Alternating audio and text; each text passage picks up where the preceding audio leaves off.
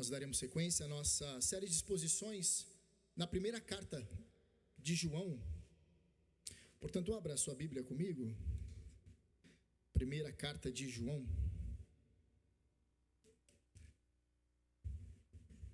Capítulo de número 2. Nós leremos a partir do verso de número 18.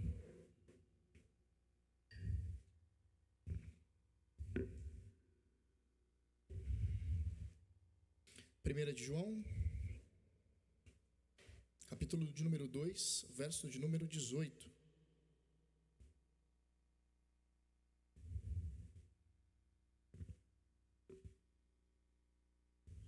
Diz assim a palavra do Senhor: Filhinhos, esta é a última hora, e como vocês ouviram que o anticristo vem, também agora muitos anticristos têm surgido. Por isso, sabemos que é a última hora. Eles saíram do nosso meio, mas não eram dos nossos, porque se tivessem sido dos nossos, teriam permanecido conosco. Mas eles se foram para que ficasse manifesto que nenhum deles é dos nossos. Mas vocês têm a unção que vem do Santo, e todos têm conhecimento. Não escrevi a vocês porque não conhecem a verdade, mas porque vocês a conhecem, e porque nenhuma mentira procede da verdade. Quem é o mentiroso, senão aquele que nega que Jesus é o Cristo? Este é o anticristo, o que nega o Pai e o Filho. Todo aquele que nega o Filho, esse não tem o Pai, e aquele que confessa o Filho, tem igualmente o Pai. Permaneça em vocês o que vocês ouviram desde o princípio. Se o que ouviram desde o princípio permanecer em vocês, também vocês permanecerão no Filho e no Pai. E esta é a promessa que Ele mesmo nos fez, a vida eterna. Isto que acabo de escrever para vocês é a respeito dos que estão tentando enganá-los. Quanto a vocês, a unção que receberam dele permanece em vocês, e não precisam que alguém os ensine. Mas como a unção dele os ensina a respeito de todas as coisas, e é verdadeira e não é falsa, permaneçam nele, como também ela ensinou a vocês. Até aqui a leitura da palavra, vamos orar.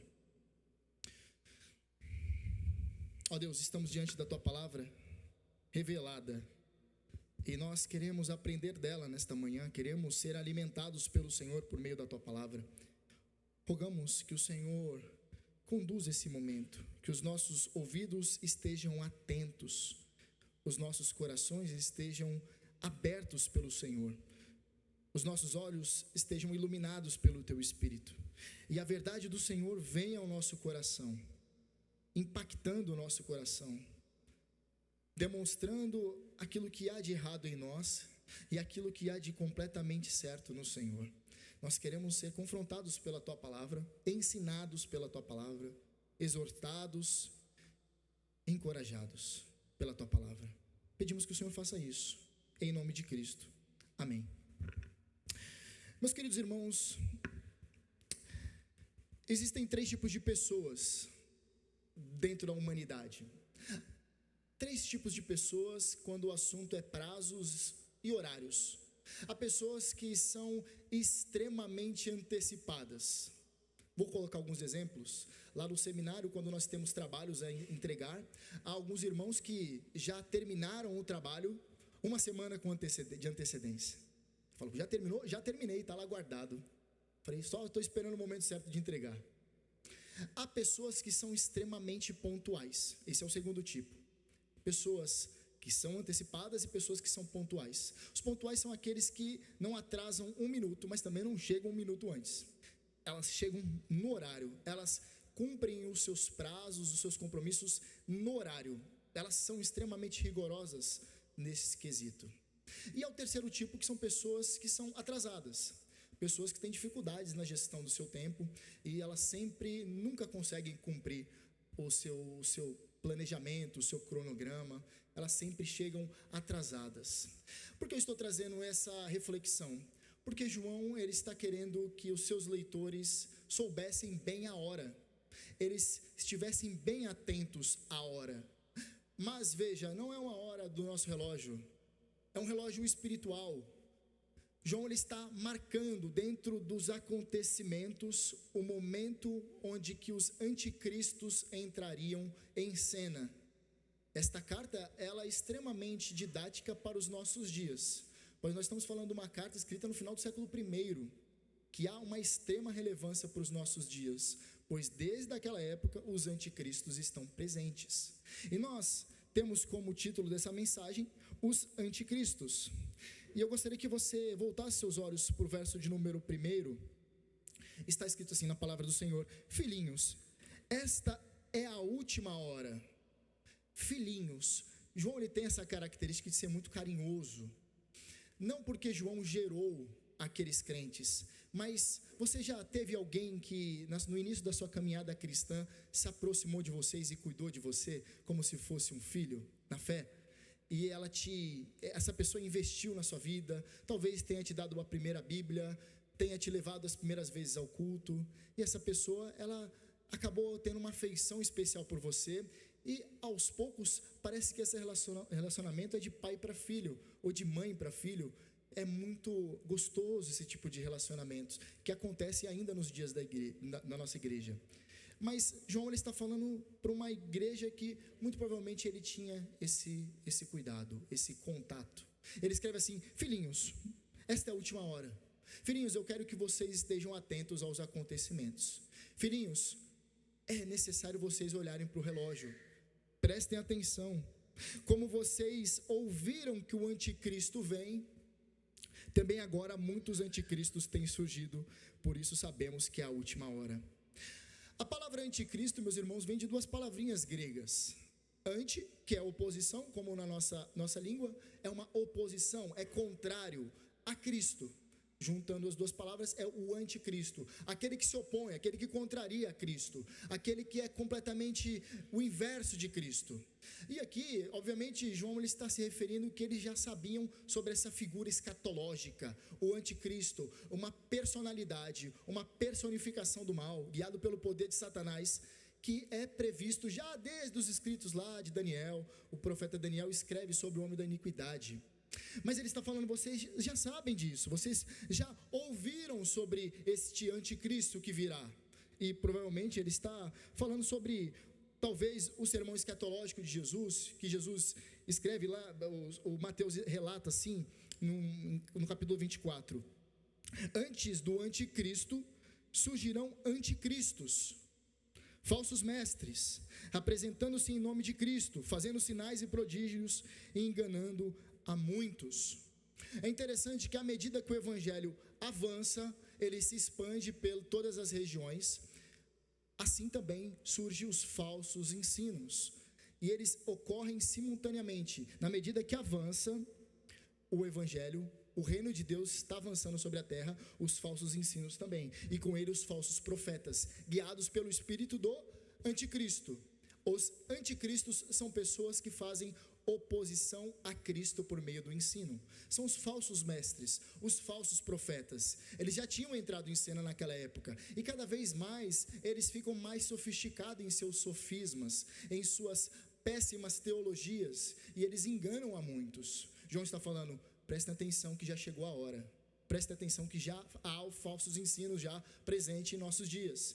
Presta atenção no que eu vou escrever, que é muito importante. Tem surgido anticristos por meio de nós. Por isso nós sabemos que é a última hora. E quando ele fala essa última hora, dá um estado de emergência a nós, de urgência.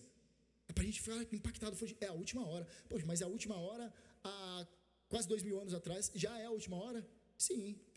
João está querendo falar que entre o momento da primeira vinda do Senhor Jesus e a segunda vinda do Senhor Jesus, é a hora onde esses acontecimentos surgem.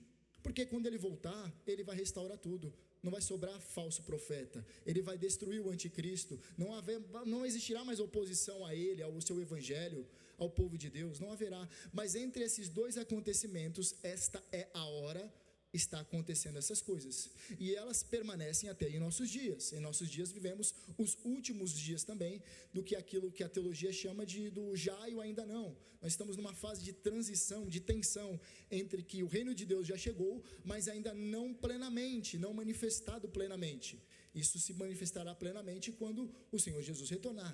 Então, sabemos que é a última hora. Ele está falando, olha para o tempo, preste atenção nos sinais, observe a sua volta. A anticristo dá pessoas ensinando contrário àquilo que Cristo nos ensinou. Eles atacam a sua pessoa, eles atacam a sua obra, eles estão presentes, muitos em nosso meio, disseminando falsos ensinos, e por isso nós devemos estar atentos. E aqui, meus irmãos, há um ensino extremamente importante para a gente. Os anticristos, eles atacam a Cristo. Como eu disse, a palavra anticristo significa oposição, contrário a Cristo. É alguém que se opõe, mas não de maneira clara, de maneira que chega apontando, desacreditando a mensagem da cruz. Muito pelo contrário, eles são muito sutis. Geralmente, os anticristos, eles possuem um discurso dúbio, um discurso semelhante ao da serpente, que acaba encantando a muitos, que começam a dar ouvidos a falsos ensinos e começam a abraçar esses falsos ensinos.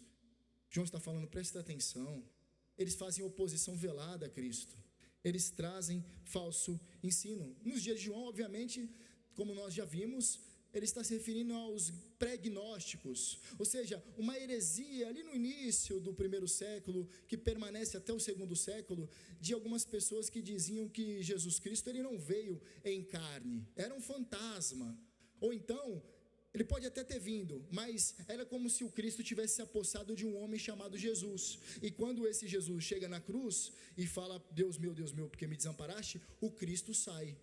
Essas ideias eram ensinadas no início da igreja, ensinos extremamente nocivos. Imagine só se a igreja tivesse abraçado esse tipo de ensino no primeiro século. Nós não teríamos certamente igreja em nossos dias. Então, esses falsos ensinos, esses anticristos, eles faziam oposição ao Senhor Jesus. E em nossos dias também. Eles se opõem diretamente à pessoa e à obra de Cristo Jesus. Você quer ver como os anticristos se manifestam em nossos dias? Veja só, filmes e séries que ensinam acerca da pessoa de Cristo. E geralmente é interessante, há uma série que os crentes gostam bastante, mas os descrentes também gostam. Os ateus gostam muito de uma série que está em voga aí, porque retrata um Jesus muito diferente da forma como a Bíblia mostra. É um Jesus meio hippie, meio paz e amor, que dança ciranda, que faz algumas coisas estranhas às escrituras. É um Jesus que parece que está aqui de férias, e há muitos crentes que gostam. Perceba como é sutil, eles desfiguram a pessoa de Cristo, mas de maneira sutil, de maneira que você fala, nossa, é esse tipo de Jesus que eu sempre imaginei, eu acolho no meu coração. As escrituras falam, mas a série, ela relata mais bem perfeitamente. As escrituras não são suficientes, eu preciso de um filme, eu preciso enxergar, porque bem-aventurado aqueles que viram, né? Ou não, bem-aventurado aqueles que não viram e creram. Mas os crentes hoje, eles têm esse costume interessante, semelhante aos católicos, os romanistas, que tinham imagens, que adoram imagens, que colocam nas suas casas fotos de imagens de Jesus e de Maria. Os crentes hoje têm esse costume, os evangélicos têm esse costume, inclusive em alguns cultos até colocam a foto do ator da série, eles colocam no dia de culto de Páscoa. Há uma completa quebra do mandamento que diz que nós não devemos fazer imagem da pessoa, nenhuma das três pessoas da Trindade. Mas isso é exagero, isso é legalismo. Eles redefinem a pessoa de Cristo também por meio de palestras. Há muitos filósofos, eu parei para ouvir um filósofo careca, não como eu, né? Mais careca que eu. Um filósofo que tem um nome não espiritual, e ele obviamente tem um outro, a oposição ao espiritual.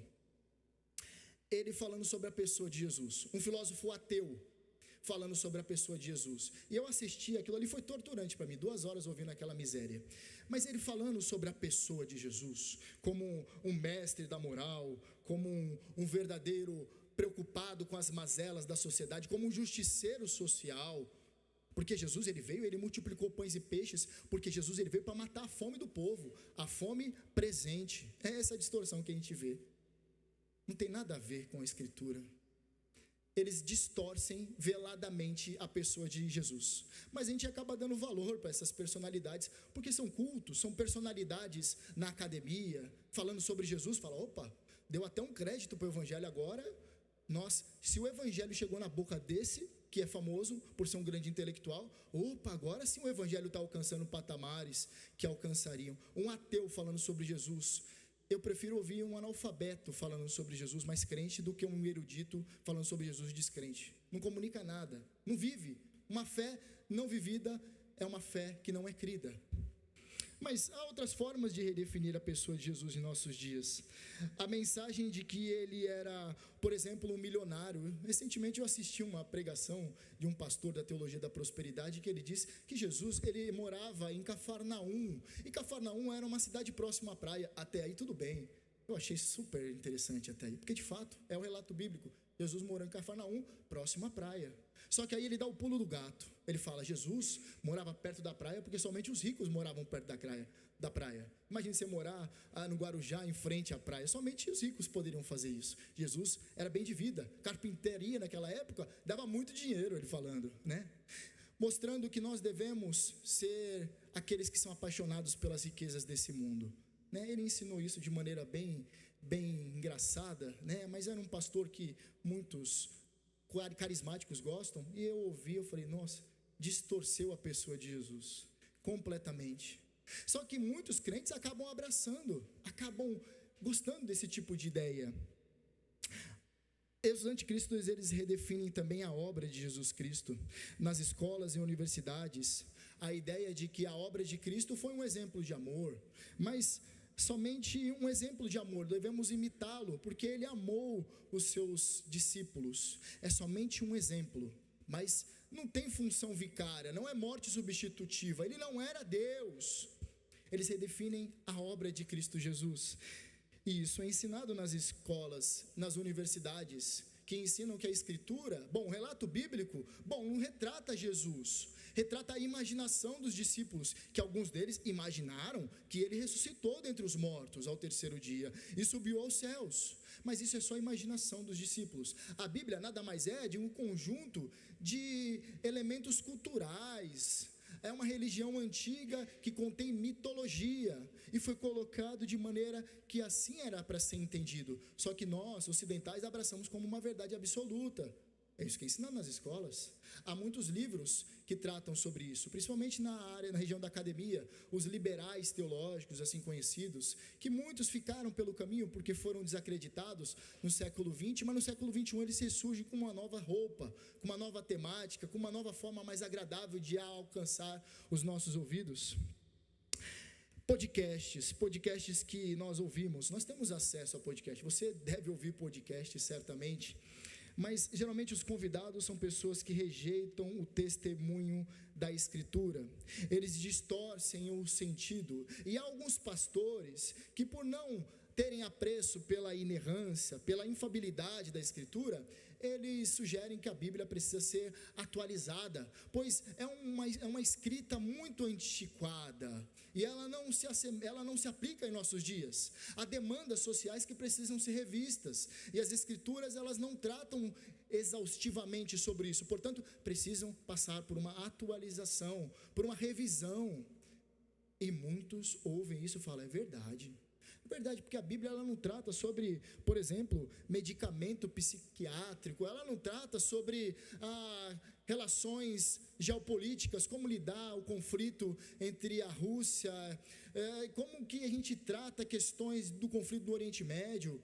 A Bíblia ela não fala, ela não escreve como nós devemos fazer exatamente, ela não é tão clara, nós precisamos ficar interpretando, ela precisa ser mais objetiva, e alguns caem nesse engano. Aplicativos, nós temos aplicativos nos celulares que redefinem a pessoa e a obra de Cristo Jesus, porque geralmente hoje os crentes eles não abrem mais as Bíblias, eles abrem os celulares para fazer a sua devocional, e geralmente vem uma devocional pronta lá, palavra do dia, aí vem uma frase, um versículo, e sempre Jesus é colocado ali como alguém que como se fosse um gênio da lâmpada, como alguém que vai vai realizar os nossos melhores sonhos. Muito contrário daquilo que a Bíblia nos ensina. Esses aplicativos não nos ensinam a negar a nós mesmos. Geralmente esses aplicativos, conhecidos antigamente como caixinhas de promessas, que agora vem em formato de aplicativos, nunca chegará e dirá para aquele que recebe, arrependa-te do teu pecado. Não, você não vê isso. Eles sempre estão redefinindo a pessoa e a obra de Cristo. YouTube, televisão, Reels, mídias do WhatsApp. A cruz, ela serve somente para conceder bênçãos materiais, anular provações, aflições e proporcionar saúde. Saúde aqui. A pessoa ela não pode ficar adoecida, porque é obra do diabo, porque Cristo morreu para que nós tivéssemos vida e vida em abundância. As pessoas falam, então é saúde perfeita. Se a pessoa ela estiver com um câncer terminal, Deus o abandonou. Não tem relação. A pessoa é incrédula, tem algum problema com a pessoa, ela não tem fé. Você percebe como é totalmente descaracterizado daquilo que o Evangelho nos ensina? Você que conhece o Evangelho da salvação e percebe como essas nuances são completamente distintas daquilo que a palavra nos revela? A cruz, ela é só um exemplo, mas veja só, é uma obra incompleta. Cristo morreu pelos seus pecados, mas ainda não é o suficiente. Você precisa fazer a sua parte. Ele andou 90%, agora você precisa andar 10%. Você coopera com a sua salvação. Mentira, heresia, condenada na igreja cristã ao longo dos séculos, mas hoje é normal, hoje é aceitável. Esse tipo de heresia, é uma heresia até que tolerável, é um ensino equivocado. A salvação é pela graça somente, favor imerecido. Você não faz nada para cooperar com a sua salvação, a não ser o seu pecado. É a única cooperação que a gente tem na nossa salvação. É Ele que escolhe, é Ele que alcança, é Ele que morre pelos perdidos, é Ele que insere no seio da igreja e é Ele que resgatará para o reino dele. É sempre Ele, nada nosso. Você não pavimenta o caminho para o Senhor, para Ele vir até o seu coração. Você não faz isso.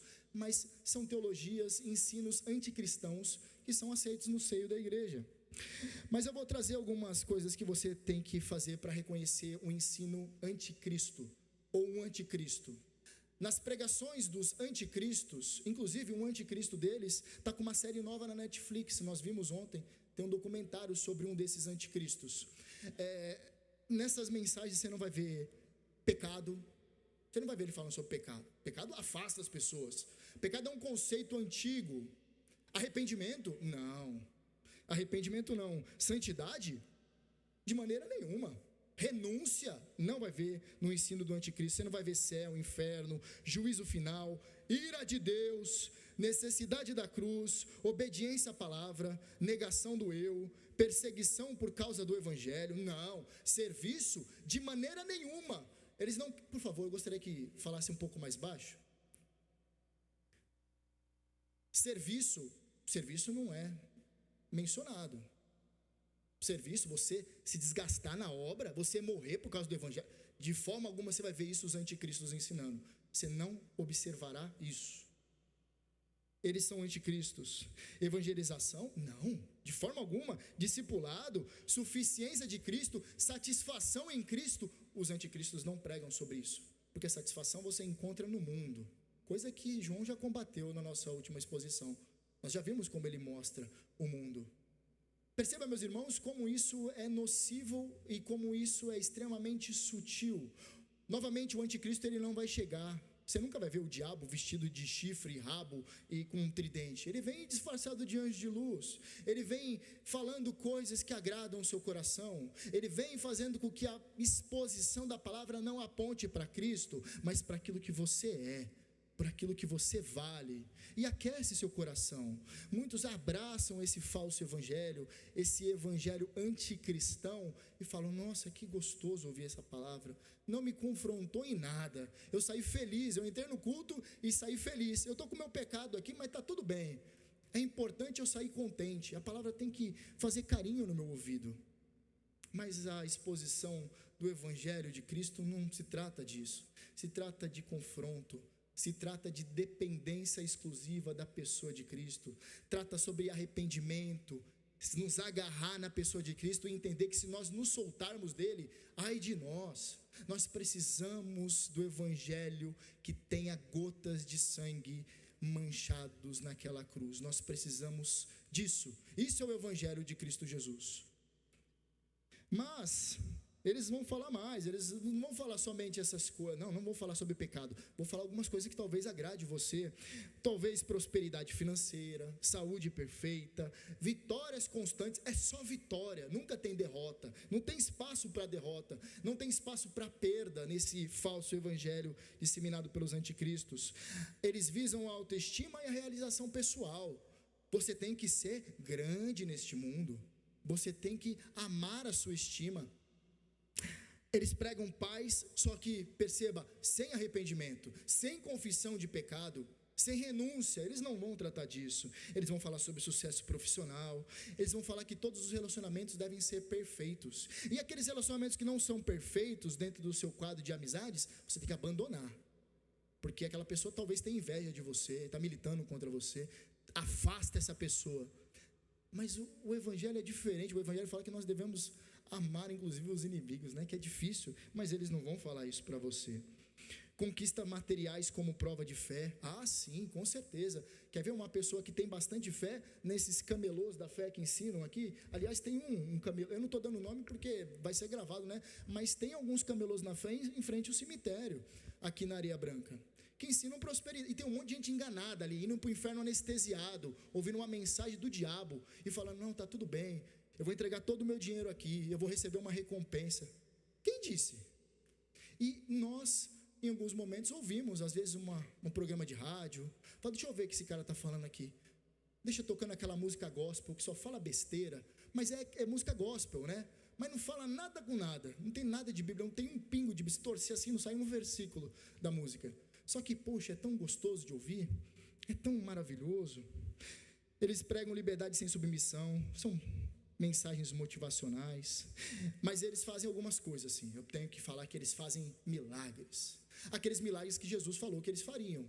Então eles fazem supostos milagres, curas sem comprovação, libertações teatrais, pessoas que ficam possuídas por demônios, mas é tudo teatro, é tudo para fazer com que aquelas pessoas que ficam assistindo falem, puxa, que interessante, fiquei impressionado. As supostas revelações, aquelas revelações genéricas que cabem para qualquer um, e tem gente que fala, puxa, foi para mim isso aí, hein? Caramba, é exatamente isso que eu estou vivendo. Mas o cara jogou e quem pegar, pegou. E tem umas pessoas que são bem leigas, acabam recebendo essas profetadas, falando, olha, foi Deus que falou comigo. Quem disse? Deus fala nas escrituras. Isso aí o cara, como o diabo ele pega fácil as pessoas que são leigas na fé. Mas tem mais coisas, supostas multiplicação financeira, você vai ficar rico se você vier a Cristo, profecias vagas, testemunhos fabricados, encenações de poder. Nós vemos na internet toda hora essas falsas demonstrações de poder, milagres que exaltam o pregador e não a Cristo, falsos sinais que desviam da verdade bíblica. Os anticristos, então, eles atacam a Cristo, a pessoa e a obra de Cristo, e eles nos afastam da beleza do nosso Salvador. Os anticristos, eles estão presentes em nossos dias. O que você tem que fazer? Fugir disso. Está passando um falso profeta, não vou dar audiência para esse miserável, está ligado na Band aqui, na Record, não vai ficar ligado nisso aí não, por mim tem que morrer de fome essas pestes, ensinando mentira, desviando a muitos. A gente tem que romper com laços de qualquer tipo de heresia, de qualquer tipo de falso ensino. Ah, mas é tão legal, ele não está fazendo a parte dele. Uma casa dividida não prospera, irmãos. Se você é crente e você abraça as mentiras do diabo, tem uma coisa de errado com a tua fé. Não é possível que você abraça um falso profeta e você ainda fala, continua amigo do evangelho, não tem como conciliar. Há um monte de coaches espalhados aí pelo mundo, ensinando e anestesiando as pessoas. Ele não aponta a beleza de Cristo, ele não mostra a necessidade da pessoa de Cristo. São milionários expondo o evangelho falso deles, extremamente ricos, poderosos. Eles cobram para pregar. Para você ouvir uma pregação, você tem que pagar. Para ver a exposição da palavra que eles receberam de graça, eles distorcem e oferecem uma mercadoria que as pessoas pagam até. Isso é extremamente nocivo. Os evangélicos precisam saber disso, os crentes precisam estarem atentos a isso. Os anticristos, eles atacam a pessoa e a obra de Cristo. Fuja disso, é o que João está falando para os primeiros crentes do tempo dele, é o que nós devemos olhar para a carta e falar, realmente preciso fugir disso. Mas João continua, Ele diz assim: eles saíram do meio de vocês. Ou seja, os anticristos, eles pertenciam originalmente à igreja do Senhor. Eles estavam ali no meio. Mas eles não eram um dos nossos, eles não pertenciam à igreja do Senhor, eles não pertenciam à nossa comunhão. E aqui é uma clara evidência de que aqueles que não permaneceram em Cristo não eram de Cristo. Aqueles que simplesmente abandonaram a Cristo e não possuem mais nenhum tipo de sentimento por Cristo. Eu abandonei a igreja, mas não tenho vontade nenhuma de estar no meio da igreja. São todos hipócritas, são todos falsos. Algum problema aqui, não tem como você falar, não, é crente verdadeiro, mas ele está indignado com o pecado na igreja. Me fala um período da história que não houve pecado na igreja, que todos eram santos perfeitos. Sempre haverá pecado na igreja. Somos pecadores. Por isso que nós fomos salvos e precisamos depender diariamente da graça do Senhor. Mas continua: porque se tivessem sido dos nossos, teriam permanecido conosco, mas eles se foram para que ficasse manifesto que nenhum deles eram dos nossos. Eles não nasceram de novo, eles não eram de fato convertidos, eles não deram valor para a comunhão dos crentes. Eles saíram do nosso meio e eles passaram a militar contra nós, militar contra a igreja do Senhor. Eles passaram a atacar a Cristo e a igreja do Senhor. O verso seguinte diz assim, verso de número 20: mas vocês crentes, vocês têm a unção do santo. O que significa a unção do santo? Ele está falando, vocês têm o Espírito. No Antigo Testamento, somente aqueles que eram encarregados de uma determinada finalidade, talvez profeta, talvez sacerdote, talvez rei, eles eram ungidos a essa finalidade. Nós somos ungidos pelo Espírito Santo. Ele é o selo da promessa, ele é o selo daqueles que serão ressuscitados pelo poder do Senhor e elevados ao Senhor nos ares para se encontrar do seu Senhor quando ele retornar. Então, quando nós vemos vocês têm a unção que vem do santo, ele está falando, vocês têm o Espírito Santo que ilumina, que guia, que ensina vocês em toda a verdade. Vocês têm o Espírito Santo. Vocês não são como os anticristos, vocês possuem o Espírito Santo. E por que vocês possuem o Espírito Santo? Veja só, todos têm conhecimento, o conhecimento acerca do Evangelho. Porque uma vez que você é alcançado pelo Evangelho de Cristo e você compreende, o Espírito passa a habitar em você. Vocês têm conhecimento do Evangelho, porque é o Espírito que convenceu vocês. Vocês se tornaram a habitação do Espírito. Só que para quê? Veja só, eu não escrevi para vocês porque vocês não conhecem a verdade, mas porque vocês a conhecem e porque nenhuma mentira procede da verdade. Nenhuma mentira provém do Evangelho puro, mas de distorções acerca dele. E ele conclui, verso 22, quem é o mentiroso, senão aquele que nega que Jesus é o Cristo? Este é o anticristo, que nega o Pai e o Filho. Como eu disse, o pregnosticismo negava a encarnação de Cristo, eles negavam que Jesus Cristo era de fato carne, era o Deus encarnado. Eles falaram que talvez parecesse com homem, mas não era de fato Deus e homem. Jesus Cristo não era. Eles diziam que Jesus era o Cristo que desceu sobre o homem Jesus, o filho de Maria e José, e depois na cruz o Cristo saiu, abandonou ele. Era isso que era ensinado no início da igreja. E ao negar a encarnação, eles negavam o Pai e o Filho, e também o Espírito. Eles negavam a Trindade. O Criador, para eles, era de acordo com a perspectiva platônica, que o Criador de tudo era o demiurgo, uma criatura um pouco mais poderosa que os homens, que criou todas as coisas, mas não era o Deus Criador, Pai do nosso Senhor Jesus Cristo. E essas pessoas abandonaram a Cristo, meus irmãos, e a comunhão com a igreja. Eles largaram a Cristo e começaram a pregar contra a Cristo. Aqui há outro perfil dos anticristos, é a nossa próxima lição. Os anticristos abandonam a igreja, e além de abandonar a igreja, eles atacam a igreja. João ele vai mostrar que os anticristos saíram da igreja para se opor à mensagem, e em nossos dias o comportamento é extremamente semelhante. Há muitos anticristos que possuem a mesma forma de agir, porque há o espírito do anticristo neles, o espírito daquele que faz oposição a Cristo. Então os tipos de acusações à igreja do Senhor, e entenda a igreja do Senhor como os crentes reunidos em todos os cantos do mundo, aqueles crentes que professam verdadeiramente o Evangelho, não crentes nominais, Porque se a gente pega a tabela do IBGE, a gente é o país com o maior número de cristãos, segundo maior número de cristãos no mundo, né? A gente sabe que não é verdade, né? Tem um monte de crente nominal. Tem um monte de crente que o cara vem à igreja e traz a esposa. Tem um monte de crente que o cara está aqui no domingo, mas ele está roubando o patrão. Tem um monte de crente que é mentiroso, não é crente de verdade. Mas falando sobre os crentes de verdade, esses estão inseridos na igreja. E esses pertencem à igreja invisível do Senhor. Eles vão estar misturados no meio do joio. Trigo e joio é misturado. A gente vê isso Jesus falando. E só vai ter a separação do joio e do trigo quando ele retornar. E aí aqueles que estiverem fora de Cristo, eles vão ser expostos à vergonha. Certamente serão. E louvado seja Deus que sejam assim, porque seria uma injustiça da parte do Senhor não fazer isso. Não é verdade? Aqueles que não são crentes são ímpios. São lobos com vestes de cordeiro, eles vão ser expostos à vergonha. Jesus falará para eles: afastai-vos de mim, praticante de iniquidade, eu nunca vos conheci. Saiam de perto, afastem-se. Não, mas eu expulsei demônios no seu nome. Sai, afasta-se. E vai para o seu canto. Seu canto lá é onde que queima eternamente. Lá é seu canto. Não adianta fingir agora. Não há espaço para negociar. Não há jeitinho brasileiro com o Senhor durante o julgamento. Mas como são esses anticristos que abandonam a igreja? Eles vão falar assim, todos daquela igreja, todos os crentes são hipócritas. Todos eles. Eu, você. De fato a gente é hipócrita muitas vezes, né? Mas não é totalmente verdade, né? Nós pecamos e reconhecemos o nosso pecado. E abandonamos o nosso pecado. Nós somos pecadores. Mas geralmente eles generalizam esse estereótipo. Crente é tudo hipócrita. Muitos pertenceram à igreja do Senhor e eles saem e eles vão falar essas coisas. Espírito de anticristo está presente neles. Oposição a Cristo. Eles dizem assim: não preciso da igreja para ter fé.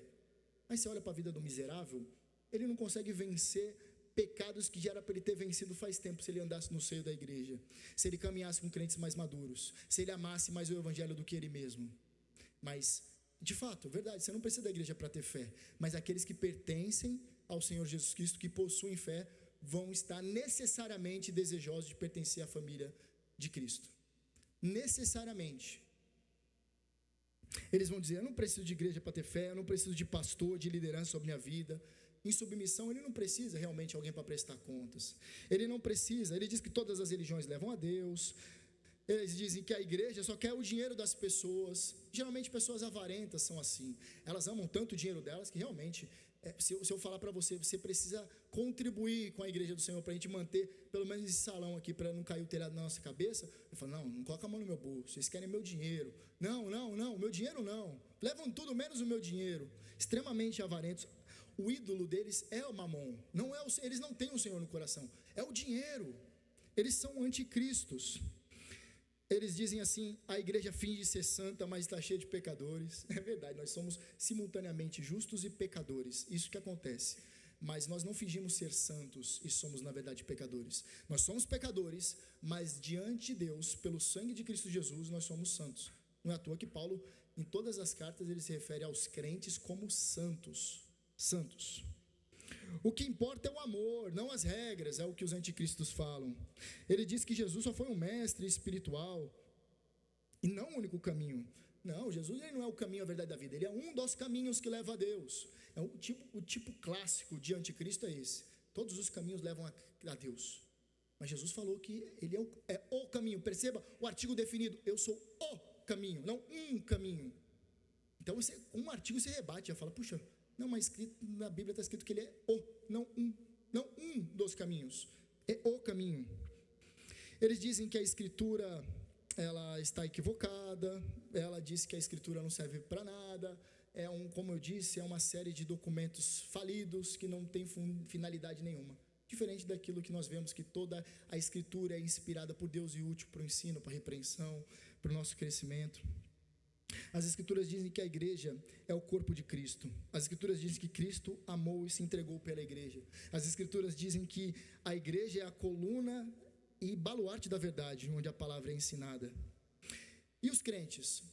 Para os crentes, o que é a igreja? A igreja é o lugar onde eles se reúnem para adorar o Senhor.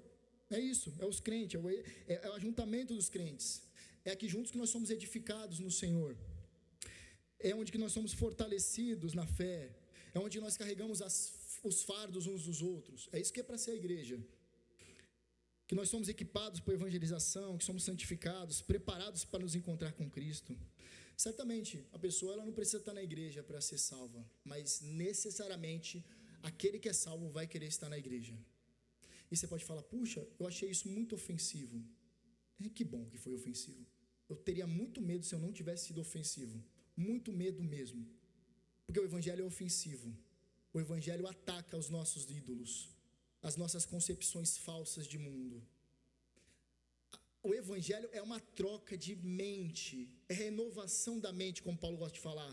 É a troca dos nossos pressupostos falidos, caídos, em queda, em pecado, em Adão, por uma renovação da mente por meio de Cristo Jesus. E essa manutenção que realiza o Espírito Santo em nós por meio da palavra dele. Portanto, é para ser ofensivo mesmo. Mas há uma lição para nós: não abandone a igreja de Cristo, de forma alguma.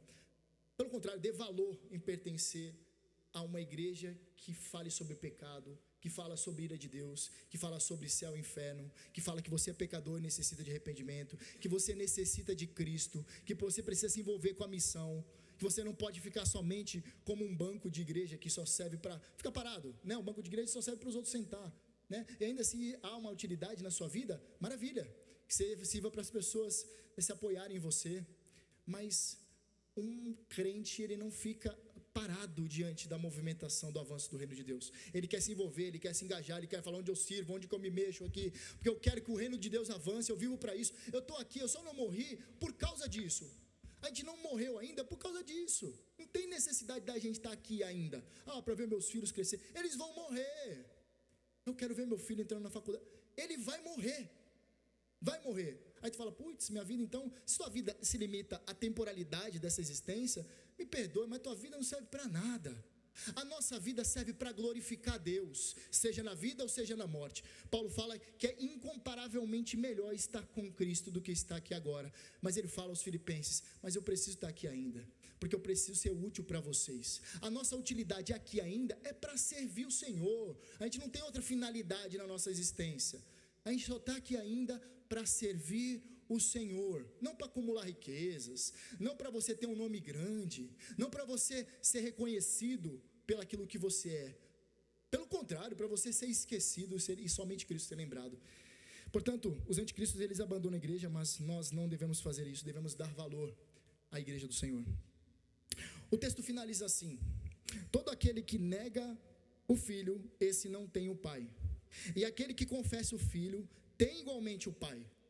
Aqui há uma tônica doutrinária, um ensino doutrinário extremamente importante. Todos aqueles que negam a encarnação de Cristo, eles não possuem Deus. Aqueles que não têm Jesus como Senhor, como Messias, eles não têm Deus. Isso condena todas as religiões. É que eu sou cristão, mas eu tenho um apreço muito grande à galera da Umbanda. Eu gosto muito do pessoal do Candomblé. É que eu sou evangélico, eu me identifico como evangélico, mas eu gosto de mesa branca, eu gosto do espiritismo. Eu sou cristão, mas eu vou no meio dos católicos romanos adorar a Deus na missa, né? Porque eu tenho uma simpatia, eu sou muito plural, sabe? Eu sou muito aberto. Meus irmãos, o cristianismo é extremamente exclusivista. Ele não abraça outras religiões. Vou falar de novo porque parece chocante. O cristianismo, ele é exclusivista. Ele não anda de mão dada com nenhuma outra religião. É que eu sou muito aberto ao diálogo, né? Então eu acabo entendendo que Alá tem o seu papel importante. Você acha que os primeiros crentes, eles morreram por causa que eles abraçaram o panteão romano? Ou porque eles falaram, não, somente Cristo é o Senhor, só há um Deus, único e verdadeiro? Naquela época onde que se adorava o imperador, para você ver o cúmulo da burrice que aconteceu no Império Romano, eles estavam adorando, deram um status de divindade para César. Os crentes falaram, não, Jesus Cristo é o Kyrios, é o Senhor. Como César era chamado? De Kyrios. Não, somente Jesus é o Senhor, não o Estado, somente Cristo é o Senhor. Não há momento no cristianismo, nenhum momento na história do cristianismo que dá para atrelar. Então, o cristianismo é exclusivista? Completamente exclusivista. E quem dizer o contrário é anticristo. É um ensino totalmente averso às escrituras. Dessa forma, se a pessoa ou a religião nega a encarnação de Cristo, como por exemplo o judaísmo rabínico, que fala que Jesus não é o Messias, o islamismo, que fala que Jesus era um profeta importante, mas não é o Senhor. As testemunhas de Jeová, que fala que Jesus é uma criatura de segunda categoria, ele não é igual ao Pai, ele não é consubstancial, ele não é coeterno com o Pai. Isso cai, meus irmãos. Não tem como você falar, eu gosto muito de ir lá nos testemunhos de Jeová, quando eles vêm na porta da minha casa, eu ouço o que eles têm para falar, eu recebo tudo, porque todos os caminhos levam. Tem uma coisa de errado com o teu cristianismo, completamente errado. O mormonismo,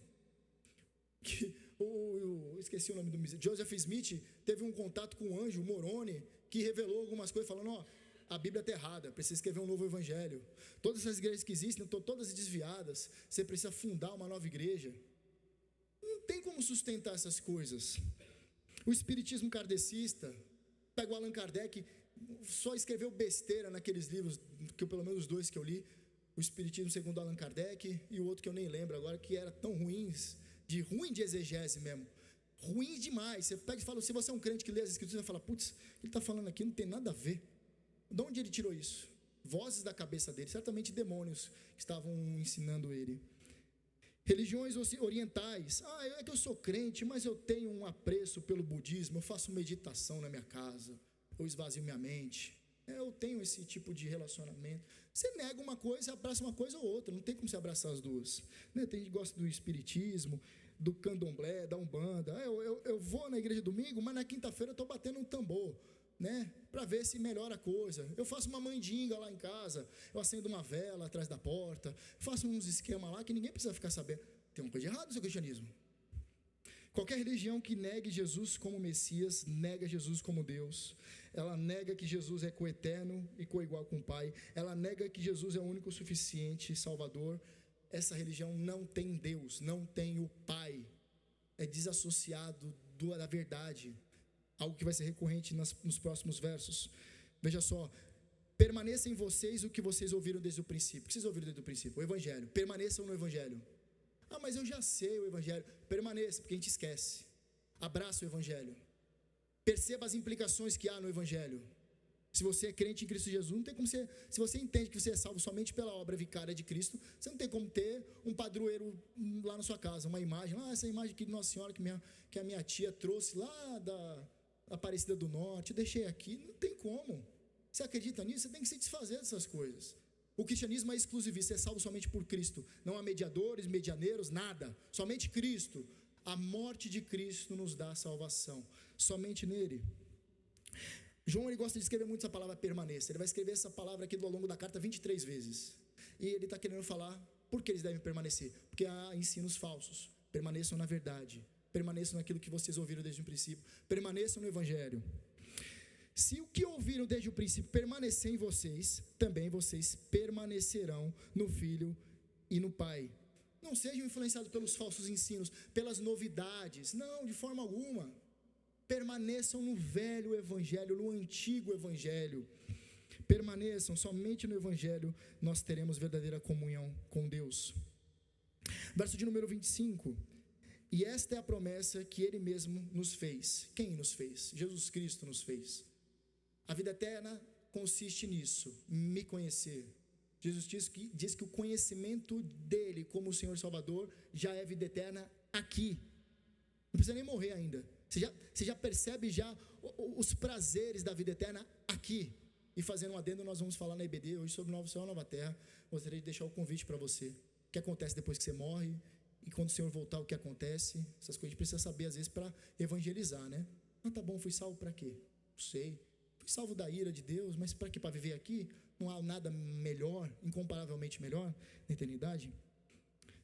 João está falando, esta é a promessa que Jesus nos fez, a vida eterna.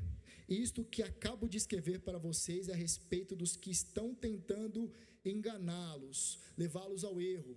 Permaneçam no Evangelho, não dê ouvido a essas besteiras que andam falando, esses falsos ensinos. Eles saindo do nosso meio e eles sempre tentam arrastar alguns crentes com eles. Não, permaneçam no Evangelho que vocês ouviram desde o princípio. Não dê ouvido a essas besteiras que eles estão falando.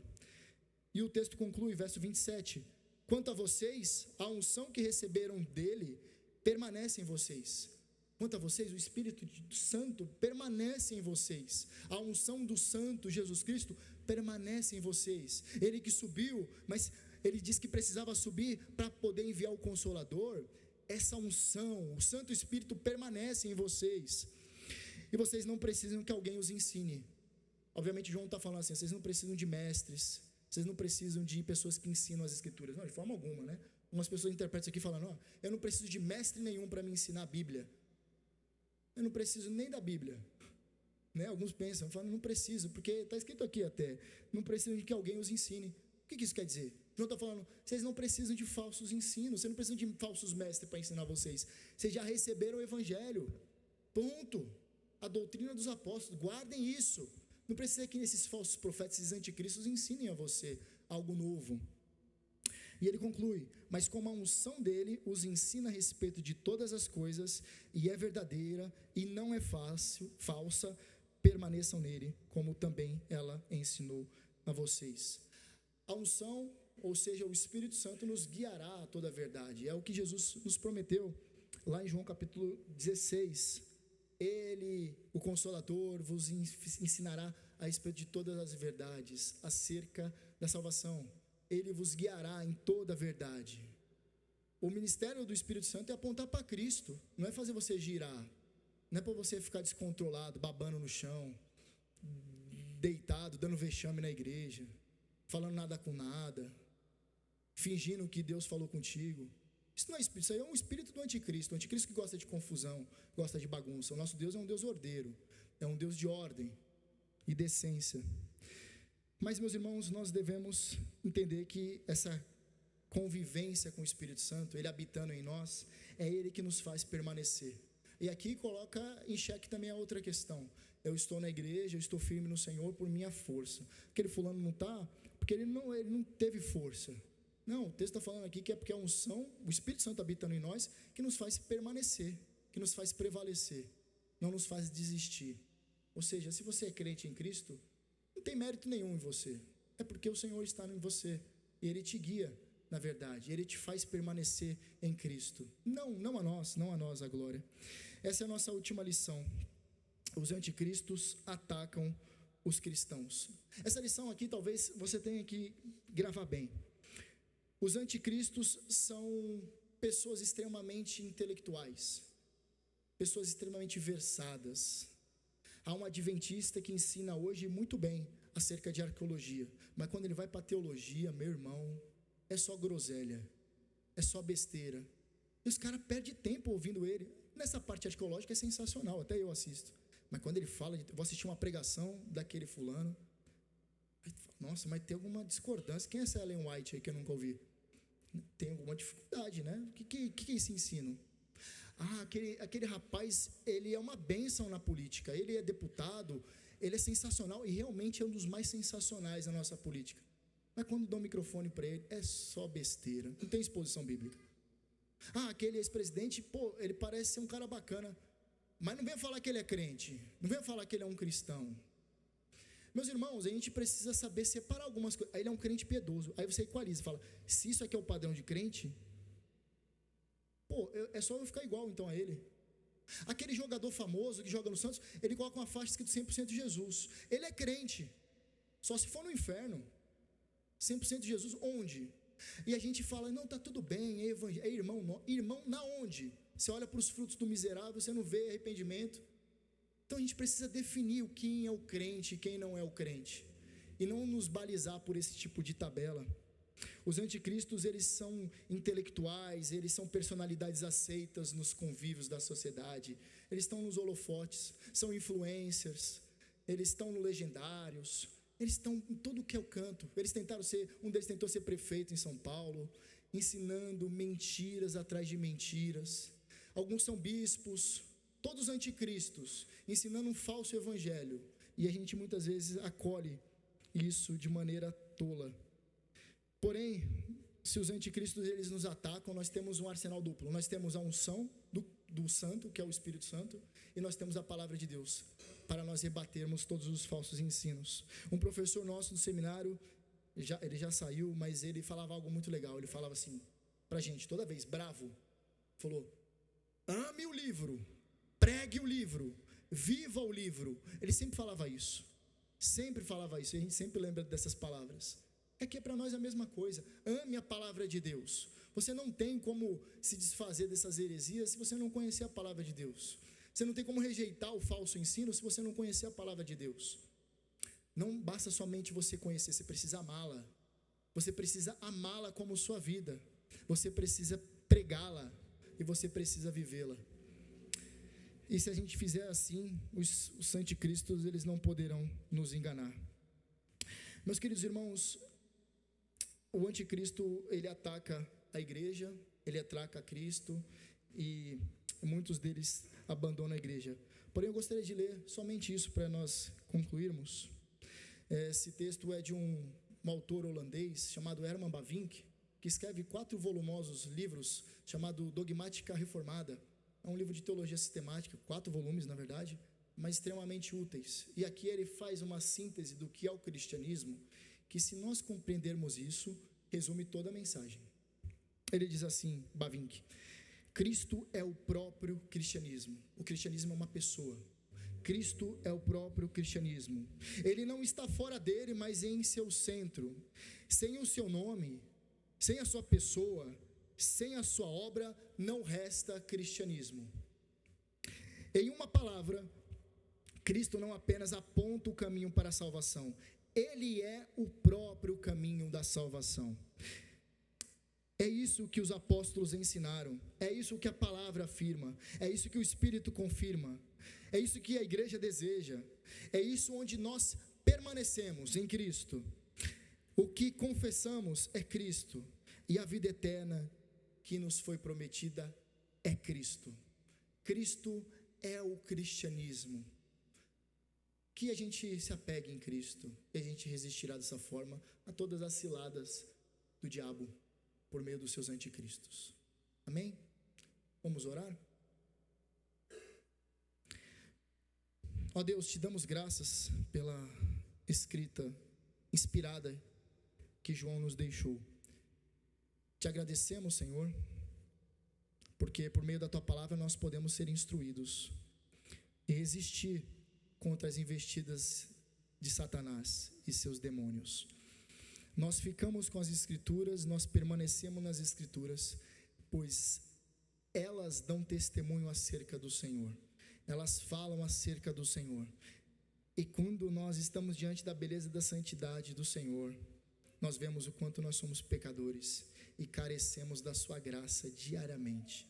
Nós reconhecemos que precisamos depender do Senhor, e somente com o auxílio do teu Espírito nós faremos isso. Por isso rogamos que essa unção permaneça em nós, sejamos crentes, desejosos pelo Senhor em todo o tempo da nossa vida. É o que oramos em nome de Jesus. Amém.